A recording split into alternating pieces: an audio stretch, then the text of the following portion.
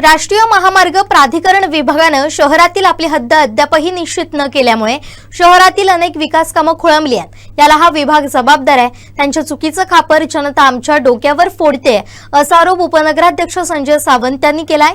काय म्हणालेत प्रांताधिकारी यांच्यासोबत झालेल्या बैठकीत सावंत, पाहूया। एक वेळा तोंडी आणि लेखी स्वरूपात नगरपंचायतीकडनं पत्र दिलेले आपल्या अखत्यारीत येणारा जो रस्ता आहे त्याच्या दोन्ही साईडने गटारं नाही, आम्ही ती करू शकत नाही, बरोबर ना। त्याच्यानंतर शहरात पाणी पावसाळी साठतं अगदी वरपासून खालीपर्यंत।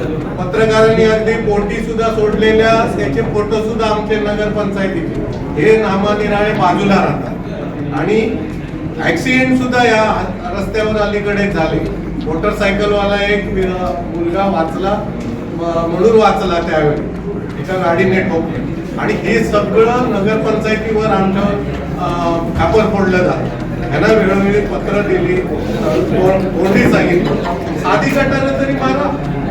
आमची आता तिथे नगरपंचायतीचे तिथपर्यंत गटार। दुसरा महत्वाचा विषय PWDचं परवानगी घेऊन, कारण कोंडा उंबर्डे पर्यंतचा रस्ता हा PWD आणि आपल्या अखत्यारीत येतो वसूलच्या, आणि हा रस्ता इकडचा म्हणजे आमची परिस्थिती नगरपंचायतीची अशी आहे, आई जे मुलाने बाप भीक मागू देणं अशी परिस्थिती यामध्ये नगरपंचायतीची।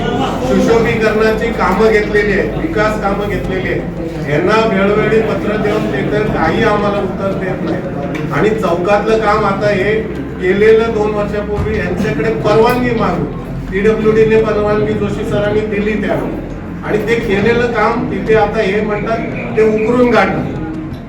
मग ह्यांची जबाबदारी होती ना। आता आम्हाला समजलं की भूमी अभिलेख त्यांनी हेच नाही घेतलं, आता ते डीपीचं सांगायला लागले। डीपी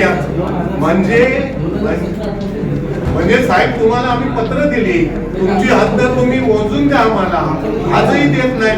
आजही त्या कुठची गटार कुठली कामं करणार।